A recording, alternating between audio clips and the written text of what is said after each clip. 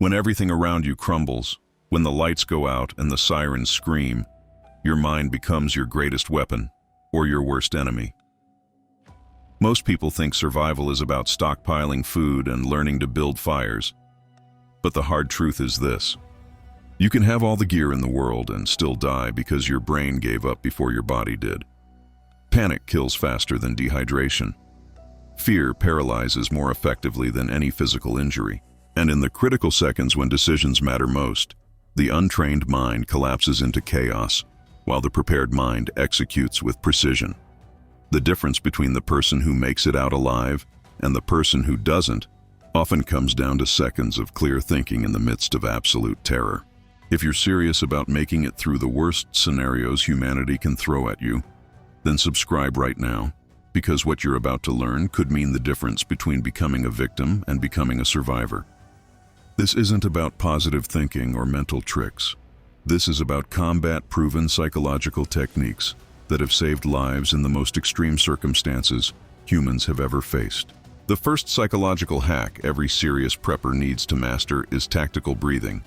And this isn't some meditation trend for yoga studios or corporate wellness programs. This is a combat-proven technique used by Navy SEALs, emergency responders, special forces operators, and tactical law enforcement worldwide, because it works under the most extreme stress conditions imaginable. When your sympathetic nervous system activates during a crisis, your body floods with cortisol and adrenaline. Your heart rate spikes from a resting 70 beats per minute to potentially over 150. Your vision narrows into tunnel vision as your peripheral awareness collapses. Your hearing changes as your brain filters out unnecessary sounds, and your fine motor skills deteriorate to the point where simple tasks like dialing a phone or operating a door handle become nearly impossible. This is the fight-or-flight response, and while it served our ancestors well against predators on the savannah, it can be catastrophically counterproductive in modern survival scenarios where you need clear thinking, steady hands, and the ability to process complex information rapidly. Tactical breathing, specifically the box breathing method, also called combat breathing, resets your nervous system in seconds by activating your parasympathetic nervous system, which is your body's natural calming mechanism. The technique is straightforward but requires practice to become automatic. Breathe in through your nose for 4 counts.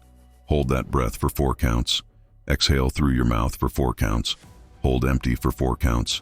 And repeat the cycle. Studies from military psychology research conducted at institutions like the Naval Health Research Center show this technique lowers heart rate by an average of 20 to 30 beats per minute within 2 minutes and restores cognitive function to near baseline levels, returning your ability to think clearly and make rational decisions. When buildings are collapsing or fires are spreading, when you're trapped in your vehicle during a flood, when civil unrest erupts around you, those 2 minutes of mental clarity could save your life and the lives of everyone depending on you. Practice this technique daily, not just during emergencies. Do it in traffic, before important meetings, whenever you feel stress rising. Your brain needs to learn this pattern so deeply that it becomes automatic, because in a real crisis, you won't have the mental bandwidth to remember a new technique you've only read about. The second hack is understanding and defeating the freeze response, which is far more dangerous than most people realize and kills more people in disasters than any other psychological factor. Everyone talks about fight or flight, the two responses most people associate with danger. But the third option, freeze, is what kills the majority of untrained people in disasters, and the statistics are absolutely horrifying. Research from emergency psychology studies and post-disaster analysis reveals that during catastrophic events like building fires, plane crashes, active shooter situations, or natural disasters, approximately 70 to 75% of people experience behavioral inaction or freezing.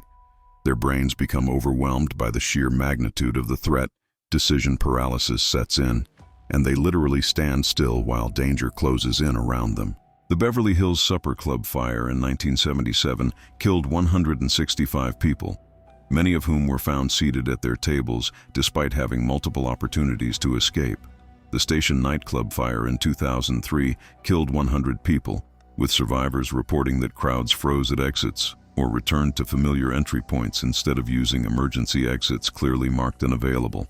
Airplane crash studies show that even when passengers have 90 seconds to evacuate before fire engulfs the cabin, a significant percentage remain frozen in their seats until physically pulled out by others. The way to break this pattern is through mental rehearsal and scenario visualization, but not the fantasy kind where you imagine yourself as an action hero effortlessly handling every crisis. You need realistic, detailed mental practice of specific emergency responses relevant to your actual life circumstances. Spend 10 minutes daily visualizing realistic crisis scenarios. Your office building during an earthquake and you're on the 5th floor. Your neighborhood during a blackout and civil unrest. Your car submerged in water after sliding off an icy bridge. A fire breaking out in your home at 3 in the morning. But here's the critical part that most people miss. In these mental rehearsals, you must visualize yourself taking immediate, specific actions with all the messy reality included. You don't just imagine the disaster in abstract terms. You imagine your exact response in vivid detail. The feeling of the seatbelt release mechanism under your fingers, the resistance of the window as you break it, the cold shock of water hitting your face, the specific movements of your arms as you swim toward the surface, the sound of your own breathing, the feeling of fear in your chest while you still act anyway. Include the fear, the confusion, the physical sensations in your visualizations. Because neuroscience research shows that the brain processes vivid mental rehearsal similarly to actual physical practice, creating neural pathways that bypass the freeze response when real danger strikes. The more realistic your mental practice, the more automatic your physical response becomes when crisis hits. The third psychological survival hack is the 10-second rule for decision-making under pressure. And this technique has saved countless lives in military operations, emergency response situations, and critical civilian emergencies. When crisis hits, you face two mortal enemies simultaneously: hasty decisions made in pure panic that lead you directly into greater danger, and decision paralysis where you overthink every option until it's too late and circumstances make the decision for you, usually with fatal results. The 10-second rule creates a middle path between these two extremes. When faced with a critical decision in a survival scenario, force yourself to pause for exactly 10 seconds, no more and no less. Assess the immediate threats and available resources in your environment. Identify your best option based on your training and the situation, and commit fully to action without second-guessing. Those 10 seconds allow your prefrontal cortex, the rational planning center of your brain located right behind your forehead, to engage just enough to override pure panic response without sliding into the quicksand of analysis paralysis. Emergency management specialists teach this to first responders and firefighters because incident data shows that decisions made with this brief structured pause have significantly better outcomes than split-second panic reactions. Yet they're fast enough to maintain the speed necessary for survival in dynamic situations. The structure matters. First 3 seconds for threat assessment. Next, 4 seconds for resource identification and option generation. Final 3 seconds for decision commitment. Practice this rule deliberately in low-stakes daily situations to build the neural pathway. When you spill something in the kitchen, when unexpected news arrives at work, when minor emergencies happen at home like a small fire or a child's injury. Training your brain to hit that 10-second pause in small crises builds the automatic response that will activate when major disasters strike. Your brain learns through repetition, not through theory, so the time to practice is now when the stakes are low and you have the mental space to build good habits.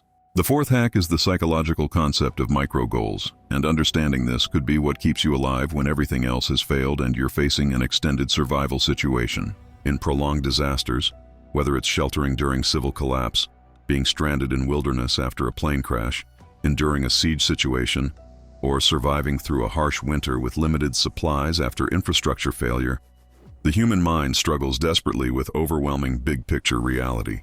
When people think, "I need to survive for 3 weeks until rescue comes," or "I need to make it through this winter with these limited supplies," the sheer magnitude of that challenge triggers what psychologists call learned helplessness, a state where the brain essentially gives up because the goal seems impossibly far away and success seems unlikely.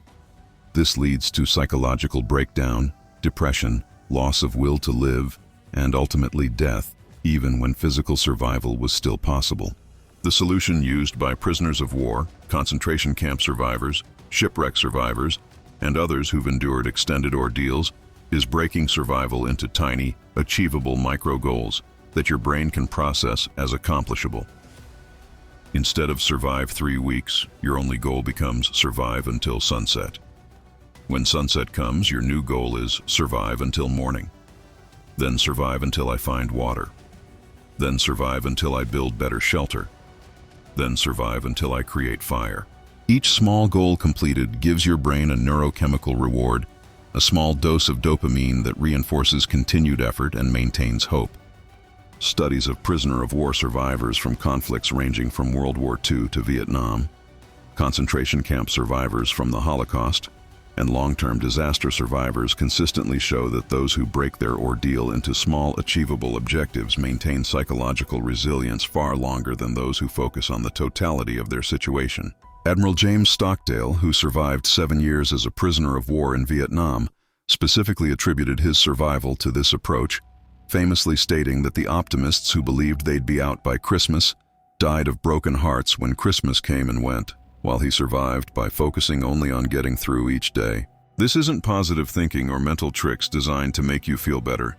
This is cognitive psychology applied to the most brutal realities humans can face, backed by decades of research into human resilience and survival psychology. The fifth survival psychology hack is understanding the power of the stress inoculation principle, which means you must expose yourself to controlled stress now to handle uncontrolled stress later. And this might be the most uncomfortable truth in all of survival psychology.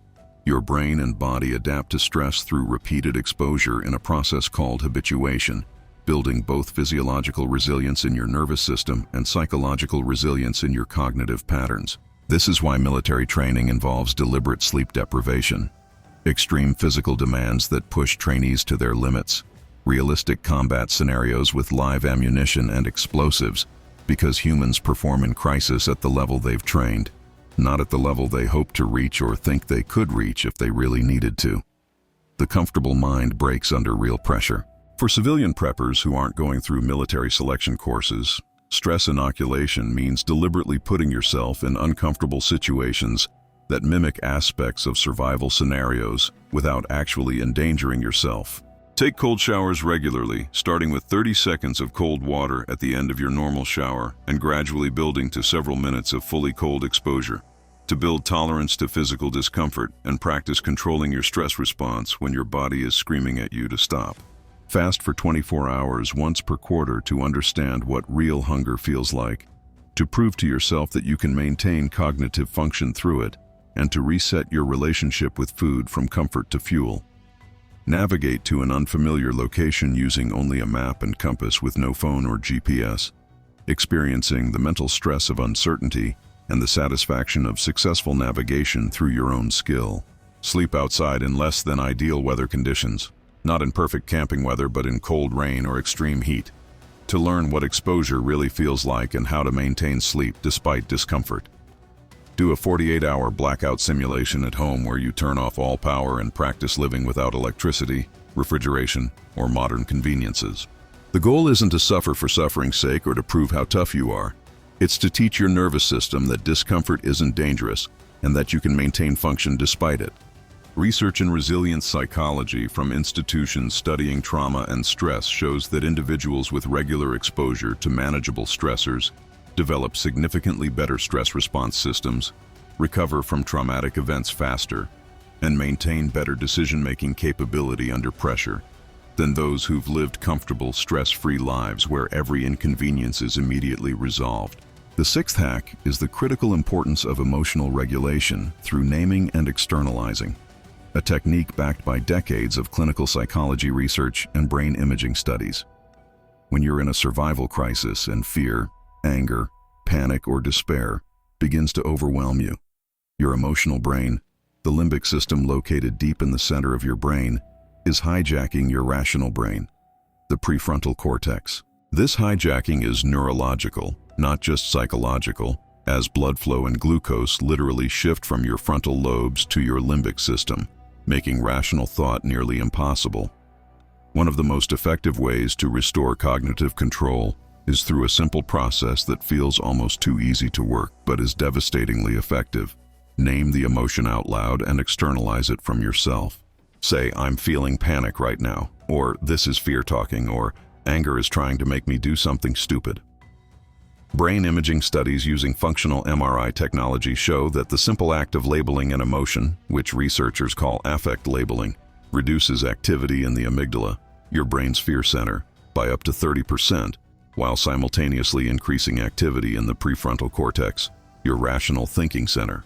Take it a step further by externalizing the emotion as something separate from your core identity. "The panic wants me to run blindly, but I'm going to breathe and assess first." Or, "Fear is telling me to freeze, but I'm going to act anyway." This technique creates psychological distance between you and your emotional reaction, allowing you to observe the emotion rather than become the emotion, to notice you're afraid rather than being consumed by fear.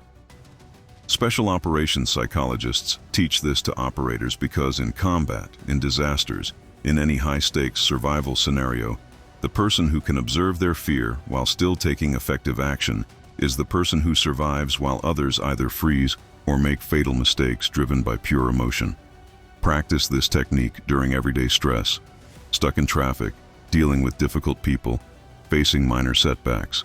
Say out loud, "I'm feeling frustrated right now," and notice how even that simple acknowledgement creates a small space between you and the emotion, a space where choice and agency exist.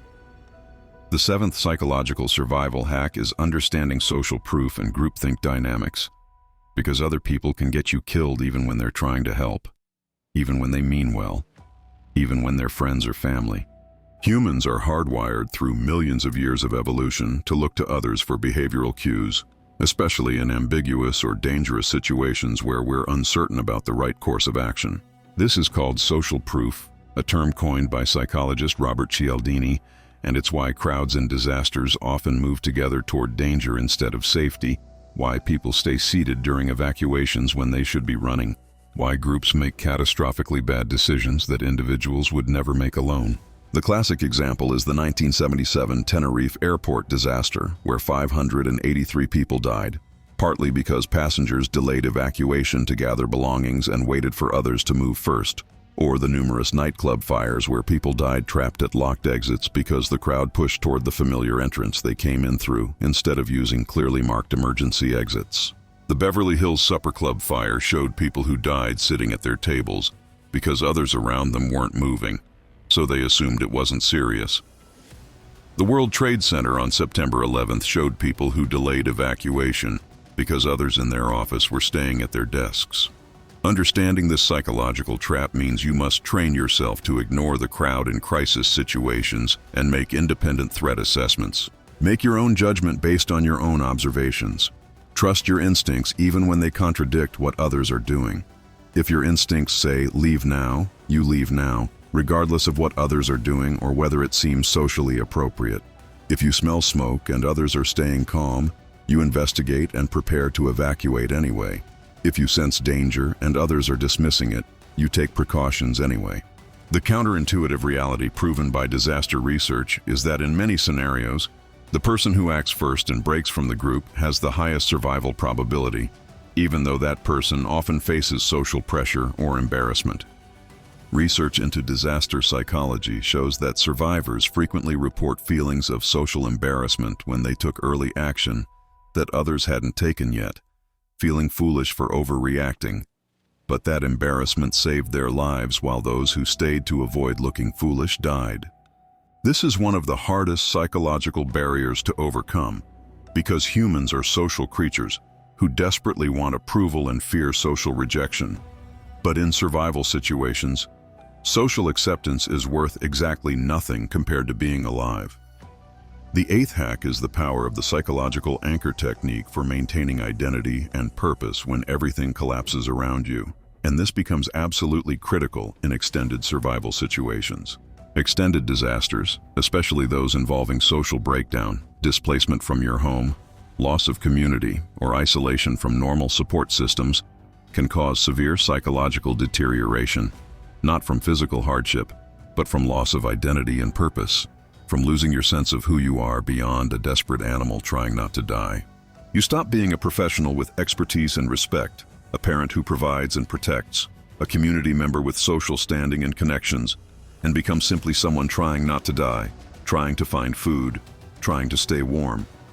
That psychological shift strips away the identity you've built over decades and can destroy the will to survive even when physical survival is still possible.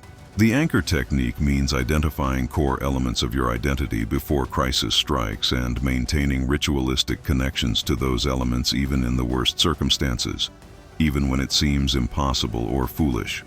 If you're a parent, establish a ritual of telling your children one story every night no matter what, maintaining your role as provider of comfort and normalcy. If you're religious or spiritual, maintain a prayer or meditation practice even if abbreviated to 60 seconds, maintaining your connection to meaning beyond immediate survival.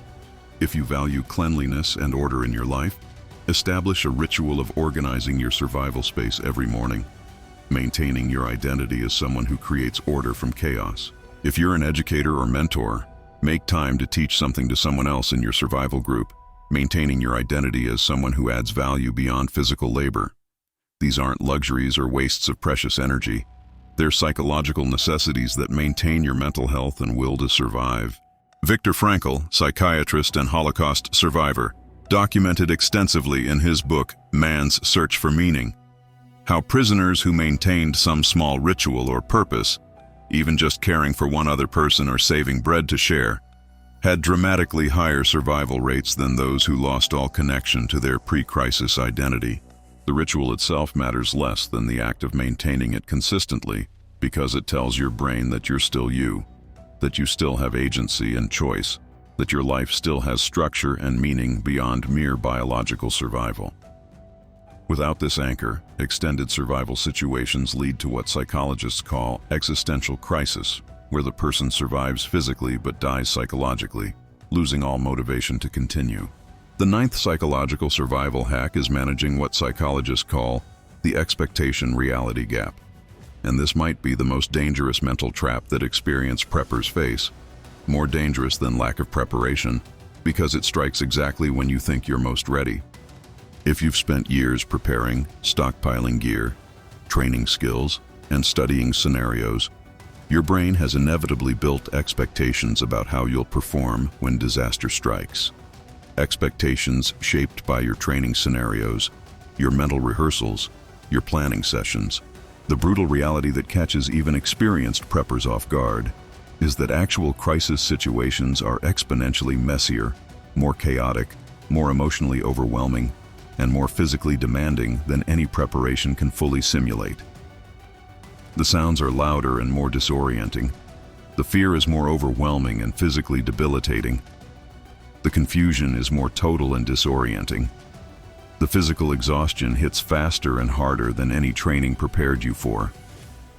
When reality doesn't match expectations, people experience severe cognitive dissonance, a psychological state where the disconnect between expected and actual reality is so jarring that the brain essentially short-circuits. They freeze because this isn't how it's supposed to happen according to my training. They abandon rational plans because nothing is going according to plan, and panic makes them believe the plan itself was worthless. They experience decision paralysis because the situation doesn't match any of their prepared scenarios closely enough. The solution is deliberate expectation management through brutal honesty with yourself before crisis strikes. Understand right now, before disaster comes, that when crisis arrives, you will be more afraid than you expected, probably more afraid than you've ever been in your life.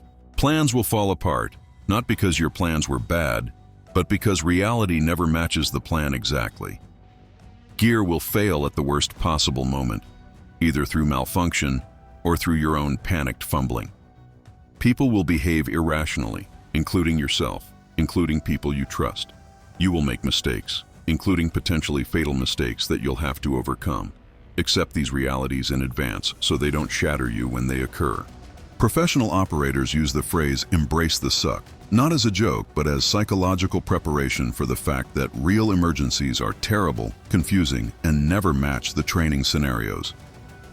The person who survives is often not the person with the best gear or the most training. but the person with the mental flexibility to abandon failed plans, adapt to reality as it actually is rather than as it should be, and maintain function despite nothing going according to their expectations. The 10th and final psychological survival hack is the critical importance of post-crisis psychological processing. Because survival doesn't end when the immediate danger passes, it only shifts to a different kind of danger. Traumatic events create lasting changes in brain structure and function, particularly in how the amygdala processes fear responses and how the hippocampus processes and stores memories. Without proper psychological processing, survivors can develop post-traumatic stress disorder, major depression, anxiety disorders, and other conditions that significantly impair future functioning, decision-making capability, and survival readiness for the next crisis. The statistics are grim. Studies show that unprocessed trauma can persist for decades and significantly increases risk of all-cause mortality. The key is immediate and ongoing processing of the experience through specific evidence-based techniques. First, within hours of the crisis passing, engage in vigorous physical activity like running, push-ups, or other intense exercise to burn off excess stress hormones, particularly cortisol and adrenaline, still flooding your system, because these hormones need to be metabolized or they crystallize the traumatic memory in a more damaging form. Second, talk through the experience with others who shared it, processing events chronologically and in detail to help your brain organize traumatic memories properly instead of leaving them fragmented and intrusive. Third, acknowledge specifically what you did right, not just what went wrong, to prevent your brain from encoding the entire experience as failure and inadequacy. Fourth, identify specific lessons learned and concrete changes you'll make in your preparation, training, or procedures, giving your brain a sense of agency and control that directly counters the helplessness that trauma creates.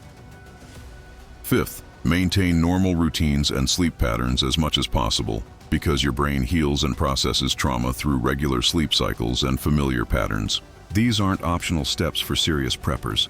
They're essential components of long-term survivability, because the person who can't mentally recover from one crisis won't have the psychological capacity or emotional resilience to face the next one. And in the kind of world we're preparing for, there will always be a next one. These 10 psychological hacks aren't academic theories developed in comfortable university settings. They're field-tested, research-backed, combat-proven techniques that separate those who survive from those who don't when everything goes wrong. Your mind is your primary survival tool, more important than any knife, fire starter, water filter, or food cache you own. Train it systematically, like your life depends on it, because it absolutely does. Practice tactical breathing until it's automatic. Visualize realistic scenarios until your brain has preloaded responses. Master the 10-second rule until it becomes instinctive. Break overwhelming situations into micro goals automatically. Expose yourself to manageable stress regularly. Name and externalize your emotions in crisis. Think independently of the crowd. Maintain identity anchors that give meaning beyond survival. Manage expectations to prevent psychological shattering. Process trauma properly to maintain resilience.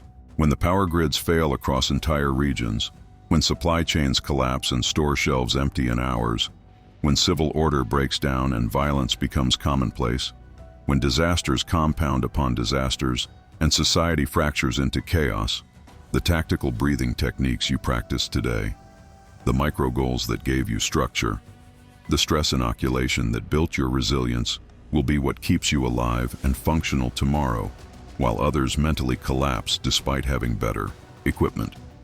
And if you want to go deeper into psychological preparedness, advanced mental resilience techniques, and detailed protocols for maintaining sanity when civilization crumbles, you'll find in the pinned comment some comprehensive guides and documents that can take your psychological preparedness to the next level.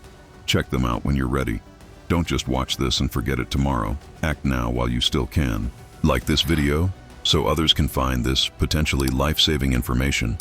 Comment with which psychological hack you're going to start practicing immediately and why.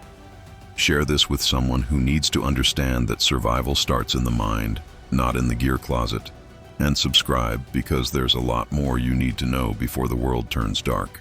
The prepared mind doesn't just survive the collapse, It remains human, maintains sanity, and thrives while others fall apart psychologically. And that preparation starts right now with deliberate training of your most important survival tool.